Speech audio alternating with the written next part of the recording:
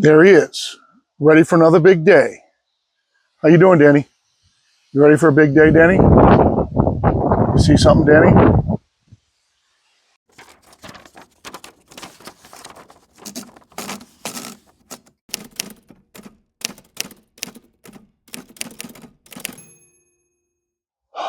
Welcome back to Sawmill, everybody. My name's Bill. This is Pirate Solutions Forestry, and we're loading up for a day of cutting here. I just got orders pouring in. I don't know why. I know some of it's word of mouth, and people must be in a really good place financially. At least the people in my area, because everybody is buying stuff and building stuff. It's pretty crazy. And it is eating me up with anxiety. And I don't know why. It's the first time in my life I've ever had to struggle with anxiety or any type of, I guess you'd call it a mental illness, I guess. I don't exactly know how it works. I do talk to somebody about it. And the way that it's explained to me is the difference between when I didn't have any anxiety and now is that chemistry's changed in my brain, and it's really hard to unchange it without medication. I'm not a medication guy. I don't take anything. It manifests itself at night. So typically, when I go to bed at night, I sleep like a rock until about 3 o'clock in the morning. Then I wake up about 3 o'clock in the morning and waterfall of anxiety, and it's dumb stuff. It's incredible. It's completely crazy. And anybody who's gone through this for any amount of time, I feel for you, because I had no idea what it was like, and it's pretty incredible. The weirdest things, brakes on my truck. When I'm working on a project, it's my brain goes through every single joint, every single fastener, every single tool that I need. And one way that I've tried to deal with it is really to try to take the things that are stressing me out the most and address those just one at a time, one at a time, one at a time, one at a time. Don't let anything linger and fester. So kind of like with the truck, when there's something wrong with the truck, you suck it up and fix it. And then that little piece kind of goes away. And when you've got a big, complicated build, even if you don't want to go, you just address it right away. Just go do it right away on a day you don't want to. Kind of like with Brian Carroll's pole barn. It was a freezing cold morning. It was a Sunday. I didn't want to do it, but I knew if I went over there and did it, that it would get it off my mind. Now I got to go hang rafters and stuff and purlins and knee braces, and then sheath it. I don't know how this turned into my project, but it apparently turned into my project, which is what I told him I didn't want to do from the beginning, but here we are. And it's nothing about money or things like that. It's just dumb crap around work, vehicle logistics, sometimes things that are going on with the house, firewood, keeping the house warm. Last year about this time, it was a little bit about money. We're and not that the money thing was all artificial. It's just that my brain had figured out that it had a comfort zone, and we got below my comfort zone, and that triggered me last year. So I think what I'm going to do is I'm going to blast through this log. I'll show you the cut list that we have, and I'm going to talk about this a little bit more probably in the outro, because I think that having never struggled with this before, it gives me a view into what people go through when they are struggling with this. And I think one of the best things that we can do as a community is talk about it and get all the really what we know and our experience out there. And if we can get our experience out there, if it could help one person, I know so many people that this type of situation ended badly for. And if we can talk about it and bring it to light and maybe come up with just some simple little thing that might just give somebody a, you know, one night's sleep. If we could help one person to get them on the road to either feeling better or being able to manage it to where they can live with it, you know, to be totally worth it. So I'm going to show you the cut list, tell you what's going on with this log right here. We're going to blast through this. I probably will do it in real time. I have a few more just based on the size of the order that I have. I'm going to have to cut a couple of more at least. I brought down 4 logs for these 8-footers that were all just 8'6" or so. Some of them just came in yesterday, and we're going to cut through them. Just none of them are big enough to cut the whole order out of one log. So let's take a look at what we got. And it's kind of a weird thing too. My list is kind of strange because there's not much cross in it. Usually there's a lot of cross. Like if I'm cutting, say, like a timber frame for Ben Silva, there's a lot of crossover when you cut that. So you're cutting big logs, you're cutting big beams, and you're getting a lot of bonus material. And if you pay attention to your list, you're cutting your bonus material based around what else you need for other people. And especially with this order, there's like no crossover. I have to take some material out of it for the Veterans Center for our Christmas parade for the floats, I think. But other than that, is like no crossover in this at all. So here is the growing list. We're going to cut Jacob's 2x8s today, and hopefully his 2x6s. There is, I have to take one thing back. There is some crossover here with this order from Ryan that I got last night. I actually got both of these orders last night of the 51x8s. So I can cut 1-inch material in my flitches to help with that. If you look what I talk about with crossovers here, I need a bunch of 2x10s here, but they're all 12-footers. Well, I'm not going to cut 12-footers and break them down to 8, and I'm not going to give them 12-footers and just charge them for 8s.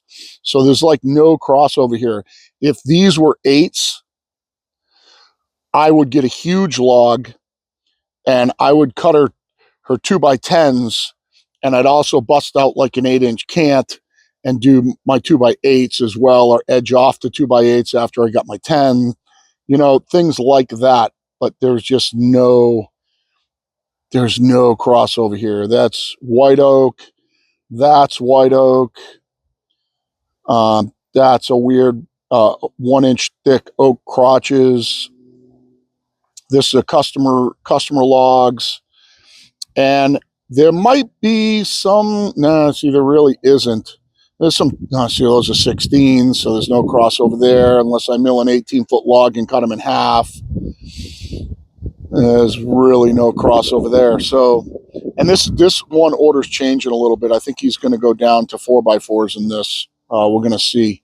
But that's what it looks like right now. And I also have in Facebook Messenger a bunch of orders hanging that haven't been confirmed yet. And people coming by all the time. A guy just left 2 seconds ago that is bringing me over 2 12-foot spruce beams that he has. He wants me to cut them in half, rip them in half. So we'll be doing that today as well.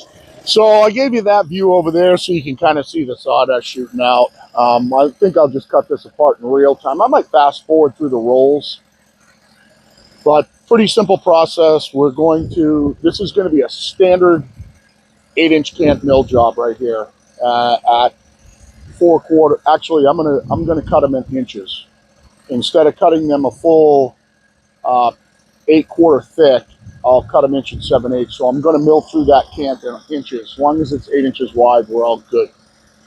I do have that end jacked up a little bit. We're going to rip it apart. We're going to see how our new belts behave and our new band behaves, and battery sounds great that we put on yesterday. If you didn't watch that video, go ahead. If that kind of stuff interests you, but let's start taking it apart.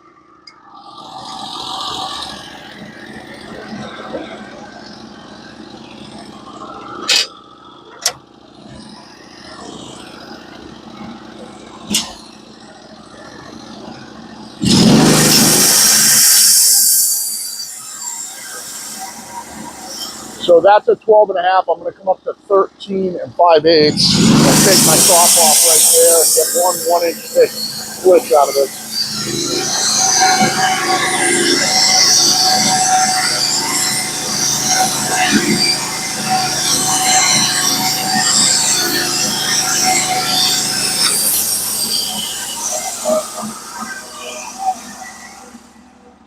This will all be firewood for this year. It is bone dry. So I'll actually dump that in my cut pile. All right, so we're going to come back to drop down to 12 and a half, take a 1-inch flitch.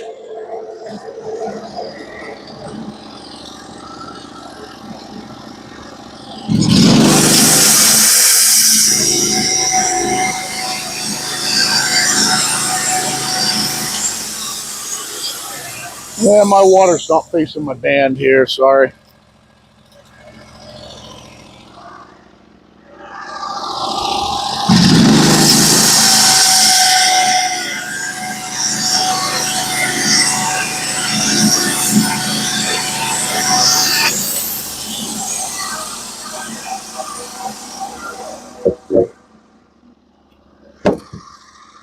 After this log, I'm going to set up some sawhorses over here, I think, to put my flitches on from now on, so I don't bury them in sawdust. We're going to go ahead and spin it, take it off the other way, and then we'll set our width on the third side, and we'll cut through it.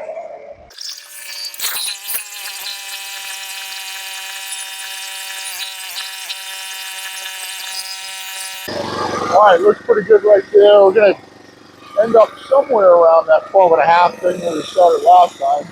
Exactly right there.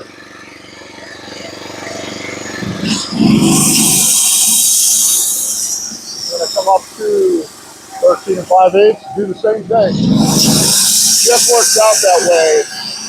It's not a plan or anything.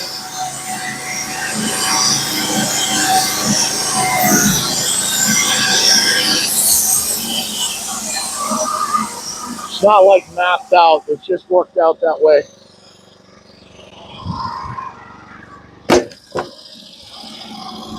Come back, take it off at 12 and a half for a flitch.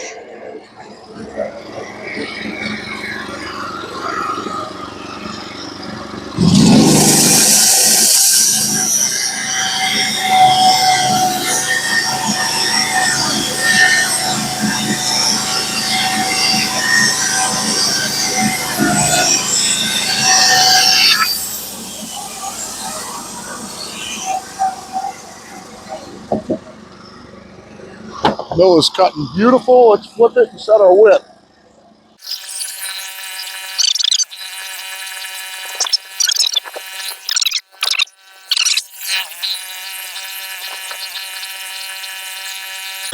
All right, we're going to come to 8 and see what we got above it. Nice and thin right now. Probably can steal a 2 out of this. I'm going to cut it at 10.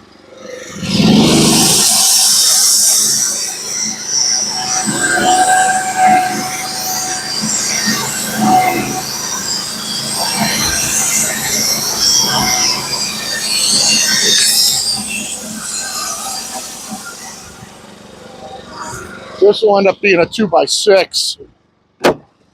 You could make a 2x8 out of it, but it'll be a clean 2x6 or a 2x8 with some lane on it. Get edged off later.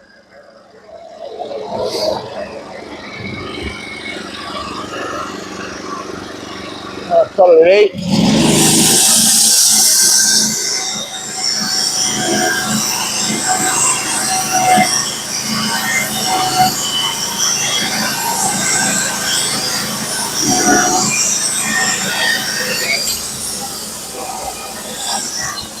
Let's see how wide we are here. Oh, it is a 2x8. I'm going to take this right now. I'm going to back my clamp off, set that right down, and recut it at 8 again.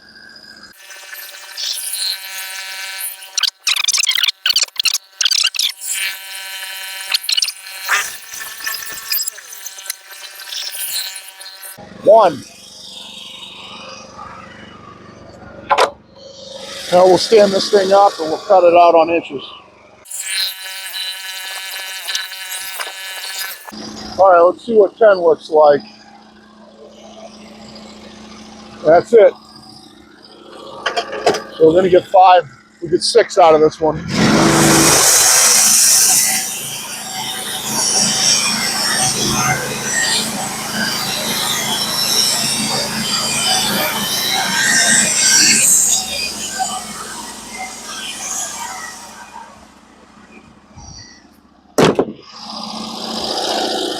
All right, we know we're clear at 10.5, and we will just cut right down through it.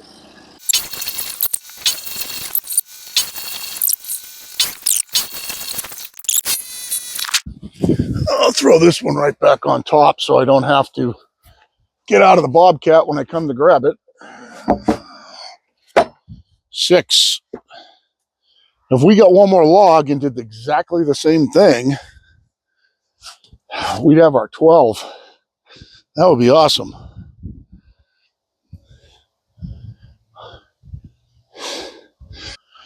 I'm going to go get rid of the slab wood, put these on bunks, get another log up here, probably hyperspace you through that one.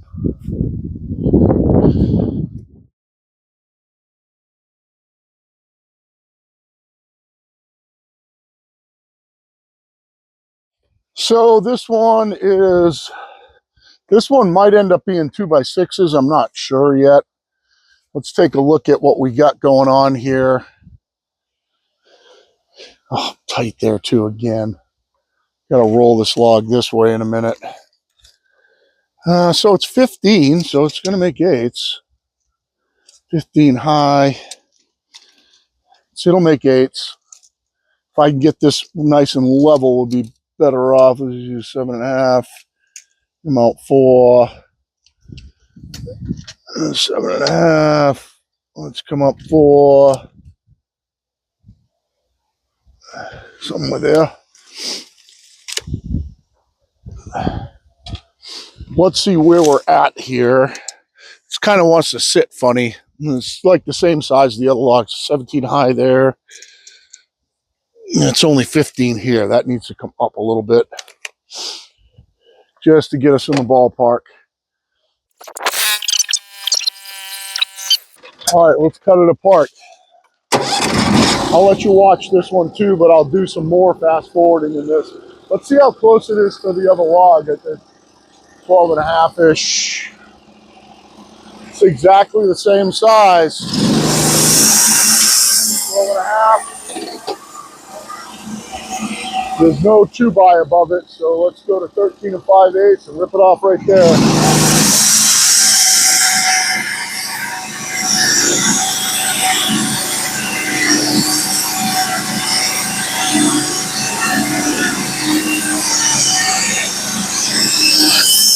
I do have to cut some 1/2-inch material for my wife for the Christmas parade, so I may take some 1/2-inch flitches too.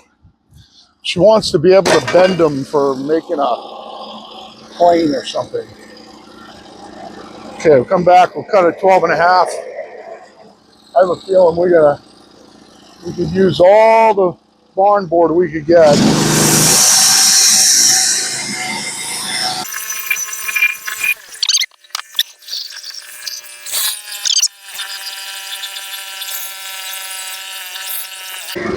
Very flat right there. We're going to come right to that 12.5 number and see what that looks like.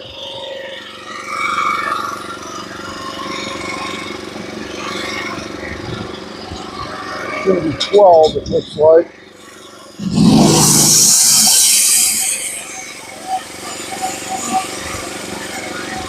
Not a 2x there. I'm going to come up and do some halves for my wife. So I'm going to come to 12.5, 13. Take it at 13 and a half, rip off some half-inch stuff.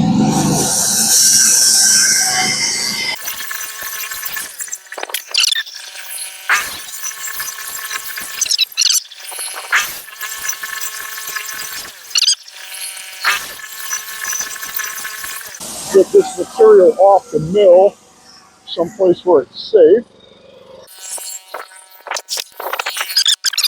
We'll set our width.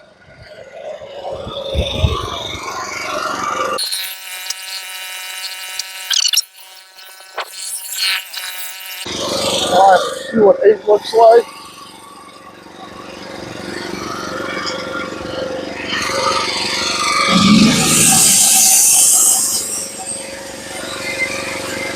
I want a 2 by to be there. I'm going to go to 10 and see what it cleans up like.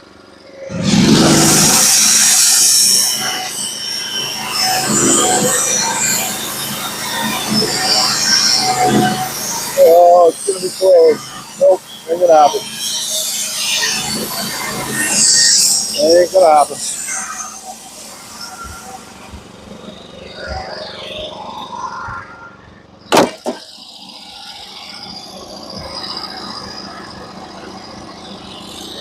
I'm going to cut it at 9.5 and then 9 and then, oh no, I can't. I got to go to 9 and 8.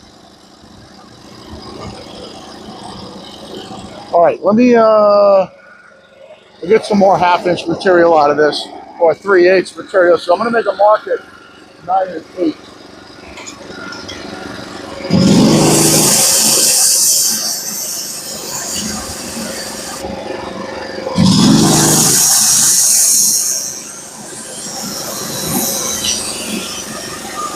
It doesn't work out great. I'll cut it there.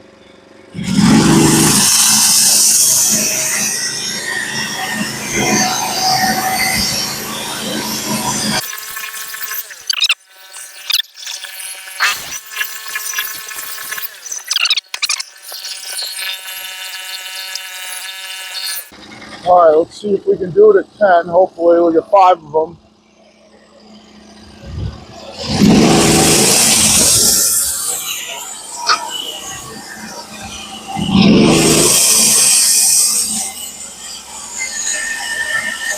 That's it.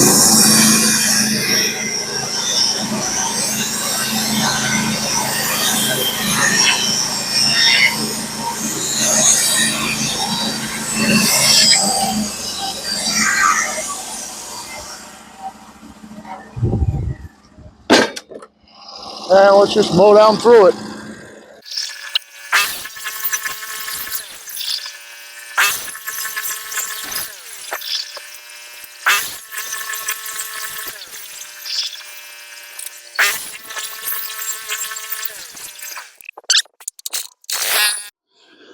So for such an important topic as mental health, anxiety, whatever you're going through out there in your life, you got what, opiate addictions, you've got alcoholism. I drink pretty heavily. Other mental health issues that cause someone to get so desperate that they just decide that it's just not worth to be on this planet anymore. I'm getting a glimpse into that now. I'm getting a glimpse into it, what the torture can be like. Even though, for me, I'm very, very fortunate that that torture, so to speak, seems to only last for a couple of hours in the very early morning. It doesn't rule my life. Like when I come out here, I'm in the, I'm happy. I'm in the zone. I get to talk to you guys, and this is what I like to do. But I'll tell you, some days it's hard to get out here. Some days I it's easier just to say I just don't feel like doing it today, and part of that is because for the most part I really don't have to. I don't have to be out here toiling all day from a financial standpoint. I don't have to be cutting 1,000 board feet a day from a financial standpoint. $200 to $500 a day when I'm busy is plenty, more than enough to keep me happy. But sometimes it's it's hard. It's just this huge weight on you. It's like your legs don't want to move. And finally, when I get out here and I turn on the camera and I start cutting some lumber, it just all goes away. And you know, don't be afraid to look for the signs in some people that you know. And if they're really suffering through it, we have a girlfriend who just went through it. Kate and I have a girlfriend who just went through it. I have a friend who just decided that he didn't want to be on the planet anymore. Our girlfriend now is institutionalized. Mom, young, you know, 10 years younger than me, maybe even, yeah, around 10 years younger than me. But with a very young family, she struggled very hard with alcoholism and some mental health issues, and she lived her life like anybody else for years and years and years. And I saw her all the time, and I'd see her on Facebook, and we'd talk, and you see her in stores, and we'd been to her house to, you know, hang out with some other friends and things like that. And then just one day, she was institutionalized. She can no longer function mentally or physically. And if you watch for the signs, the only thing that I'd ask of the community, you know, you guys, is that you look for the signs. Don't be afraid to just say to somebody someday, if you see them struggling, hey, you know, come out and hang out at the sawmill with me. You know, we'll have a bonfire. You can hang out, play Swamper with me. We'll run some cool stuff. Maybe we'll run some chainsaws. And you'd be surprised at how fast the fresh air or a bonfire, a sawmill, just good outside camaraderie will put a smile on somebody's face. And I really, really believe you can't save everybody, but that one smile, that one good day might give them another day. And it's really been eye-opening for me going through something like this for the first time in my life to get a glimpse into it, and how desperate it can feel. That it's, you know, when that waterfall starts, that anxiety waterfall starts for me, now that I guess that my brain chemistry's changed, and uh, it's really, really hard to turn it off, and it can be a real desperate place. And I feel so bad for people that are going through it, just because I'm able now to get a glimpse into it and see really what it's like. But I'm going to keep milling today. I'm going to finish up this order, and the next log that I cut, I'll pull one 2x8 flitch out of it to finish off his 2x8s, and then cut a 6-inch cant, cut some more material for my wife, and cut some more barn board stay. And then probably after I do that, I'll be done with Jacob's order, and I will edge off, and I've got to start a rack of 8-foot 1x8s for this other order, so that I can at least just start using my flitches to cut down on his order over time. Nobody on my list right now, for full transparency with this anxiety thing, nobody on my list right now needs the stuff tomorrow. It feels like that inside. That's me. That's what I carry. I look at that list and I think that, you know, I've got to get this stuff right out. I've got to get this stuff right out. It's Thanksgiving week. Thanksgiving's in 2 days. Nobody expects this stuff this week. But the other side of it, the other side of the anxiety side, is that reality for me is that I could get shut down for the whole winter. I could be done. One blizzard. That's all it takes. One storm that tracks 20 or 30 miles further south than it's supposed to, and buries us with 3 feet of snow, which happens to us, could shut me down for months. You know, if we freeze out here and we get buried in snow, I could get shut down literally for months. And that's that anxiety side. That's that side that is always chirping in your ear going, you got to get this stuff out. You got to get this stuff out. Well, what if the weather shuts you down? Or what if your truck breaks? Or what if the Bobcat final drives go? Or, you know, what if you blow the engine in the mill? Now, if I blew the engine in the mill, that it's not really a big deal. It'd be a big deal if I blew a final drive or a hydraulic motor or my truck didn't pass inspection, something like that. That would be a big deal. But I just want to get it out there, guys, and kind of give you a glimpse into a little bit of what I'm going through. And some of you might watch me and think to yourselves, boy, he's having a tough day, or the look on his face just isn't right. And today it's not right. I just don't feel right today. And I think I've got a brake dragging in the truck, and I think that really kicked it off.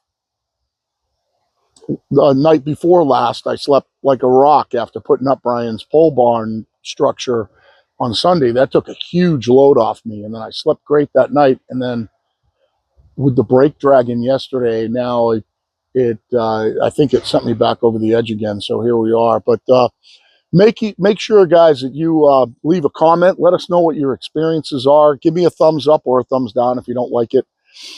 Hit that little notifications bell so you can watch more videos coming out from Pirate Solutions Forestry. And hopefully when I do some of these tutorial things through some of these logs and give you a glimpse into my mindset of the way I do it, everybody doesn't do it the same. Somebody might watch and say, oh, I do it way better than that, and I do it different, and that's fine. It's just the way that my brain makes sense of it to try to work my way through it. One thing I could get better at, and that I see other people do better than me, is I see a lot of other people manage their flitches better than me. And that's coming, guys. That's coming. I'm going to work on my infrastructure out here in the spring, and it's going to be totally different. I want a place where the flitches can come off right next to me, kind of like Jerry at Bigelow Woodcraft has, where, you know, maybe some roller tables or something like that, where the flitches can come off right next to me, and I can edge them right away, so they don't become a half a day's work 2 or 3 days from now. So that's something that I'm going to be working on. But thanks for the watch, guys. I appreciate it. Serious shit today. For now, Pirate Solutions out.